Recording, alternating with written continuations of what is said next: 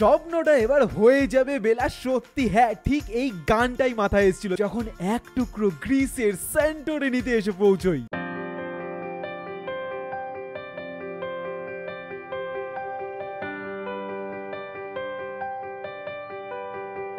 আরে কারণটা শোনো, প্রথমবার কলকাতায় টালিগঞ্জে মেফেয়ারের ভাইরাল স্মার্ট সিটি দেখতে যেতেই আমি তো